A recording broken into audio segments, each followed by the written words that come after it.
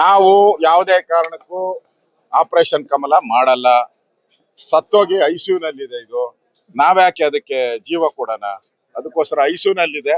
ಇನ್ನೊಂದು 2 ವರ್ಷ ಇರ್ತದೆ ಐಸಿಯುನಲ್ಲಿ. ನಾವು ಅವ್ರನ್ನ ಡಿಸ್ಟರ್ಬ್ ಮಾಡಲ್ಲ. ಈ ಕರಪ್ಷನ್ ಇಳಿದು ಬಿಟ್ಟಿದ್ದಾರೆ ಅವರು, ಲೂಟಿ ಮಾಡ್ತಾರೆ. ನಮ್ಮ ಹೋರಾಟ ನಿರಂತರ ನಾವು ಹೋರಾಟ ಮಾಡ್ತೀರಿ ಸರ್ಕಾರದ ವಿರುದ್ಧವಾಗಿ. ವಿಧಾನಸಭೆ ಒಳಗಡೆನೂ ಮಾಡ್ತೀರಿ, ಹೊರಗಡೆನೂ ಹೋರಾಟ ಮಾಡ್ತೀರಿ. ಈ ಸರ್ಕಾರ ಜನರ ಪಾಲಿಗೆ ಸತ್ತೋಗಿದೆ. ನಿಮಗೂ ಗೊತ್ತಿದೆ, 3 ತಿಂಗಳಿಂದ ಪೆನ್ಷನ್ ದುಡ್ಡು ಹಣನೂ ಕೊಟ್ಟಿಲ್ಲ. 3 ತಿಂಗಳಾಯ್ತು ಪೆನ್ಷನ್ ಹಣ ದುಡ್ಡು ಕೊಟ್ಟಿಲ್ಲ. ಸಂಬಳ ಕೊಡಕ್ಕೆ ದುಡ್ಡಿಲ್ಲ. ಹಾಲಿನ ಸಬ್ಸಿಡಿ ಕೊಡಕ್ಕೆ 700 ಕೋಟಿ ಕೊಡ್ಬೇಕು, ಕೊಟ್ಟಿಲ್ಲ. ಆಮೇಲೆ ಇದು 2,000 ರೂಪಾಯಿ ಮಹಿಳೆಯರಿಗೆ ತಿಂಗಳು ಕೊಡ್ಬೇಕಲ್ಲ, ಗೃಹಲಕ್ಷ್ಮಿ 5,000 ಕೋಟಿ ಹಂಗೆ ಪೆಂಡಿಂಗ್, ಹಂಗೆ ಬಿದ್ದಿದೆ. ರೇಷನ್ ಕಾರ್ಡ್ ಹೋಡೋರಿಗೆ 750 ಕೋಟಿ ಕೊಡ್ಬೇಕು ಒಂದ್ ತಿಂಗಳದು, ಅದು ನಾಮ ಹಾಕ್ಬಿಟ್ಟಿದ್ದಾರೆ. ಈಗ ಉಳಿದಿರೋದೊಂದು ರೇಷನ್ ಕಾರ್ಡ್ದಾರರಿಗೆ ಉಳಿದಿರೋದೊಂದೇ ಮೋದಿ ಕೊಡೋ ಅಂತ ಅಕ್ಕಿ ಒಂದೇ ಇವಾಗ ಹೋಗ್ತಾ ಇರೋದು. ಸಿದ್ದರಾಮಯ್ಯಂದ ಅಕ್ಕಿನೂ ಇಲ್ಲ, ಬೇಳೆನೂ ಇಲ್ಲ, ಏನೂ ಇಲ್ಲ. ದೇವಸ್ಥಾನ ಅದು, ಕಟ್ಟೆ ಅದು, ಶ್ರದ್ಧಾ ಭಕ್ತಿಯ ಕೇಂದ್ರ, 100 ವರ್ಷ ಇತಿಹಾಸ ಇರ್ತಕ್ಕಂಥದ್ದು.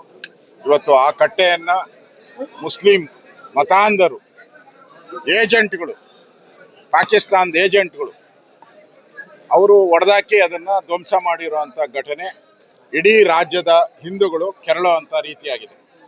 ಅದಕ್ಕೋಸ್ಕರ ನಾನು, ನಮ್ಮ MP ಕಾಗೇರಿಯವರು, ನಮ್ಮ ಮಾಜಿ ಶಾಸಕರು, ನಾವೆಲ್ಲರೂ ಕೂಡ ಸಾವಿರಾರು ಸಂಖ್ಯೆಯಲ್ಲಿ ಮೆರವಣಿಗೆ ಮಾಡಿ ಇವತ್ತು ಪ್ರತಿಭಟನೆಯನ್ನ ಜಿಲ್ಲಾಧಿಕಾರಿಗಳಿಗೆ ನಾವು ಕೊಟ್ಟಿದ್ದೀರಿ.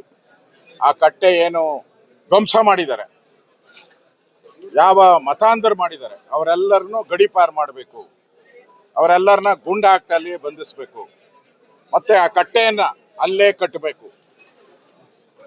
ಆ ಕೆಲಸವನ್ನ ಮಾಡಿಲ್ಲ ಅಂದ್ರೆ ನಾವೇ ಅಲ್ಲಿಗೆ ಬಂದು ಕಟ್ಟೆಯನ್ನ ಕಟ್ಟಕ್ಕೆ ನೀವು ಅವಕಾಶ ಮಾಡಬಾರ್ದು. ನೀವೇ ಕಟ್ಟಿದ್ರೆ ಒಳ್ಳೇದು, ಇಲ್ಲಾಂದ್ರೆ ನಾವೇ ಬಂದು ಕಟ್ಟುವಂತ ವ್ಯವಸ್ಥೆ ಆಗುತ್ತೆ ಅನ್ನೋ ಎಚ್ಚರಿಕೆಯನ್ನು ಕೂಡ ರಾಜ್ಯ ಸರ್ಕಾರಕ್ಕೆ ಕೊಡ್ತಾ ಇದ್ದೀನಿ. ಮುಸ್ಲಿಮರ ಓಲೈಕೆ ಮಾಡೋದು, ಇವತ್ತು ಸಿದ್ದರಾಮಯ್ಯ ಇದ್ರು, ನಾಳೆ DK ಶಿವಕುಮಾರ್ ಬಂದ್ರು, ಅದೇ ಬಾಳೆ ಅವ್ರದ್ದು, ಅದೇ ಬಾಟ್ಲು, ಅದೇ ಎಂಡ, ಚೇಂಜ್ ಆಗಲ್ಲ ಅವರು. ಅದರಿಂದ ಕಾಂಗ್ರೆಸ್ ಸರ್ಕಾರ ಜನರ ಪಾಲಿಗೆ ಸತ್ತೋಗಿರೋ ಸರ್ಕಾರ ಇದು.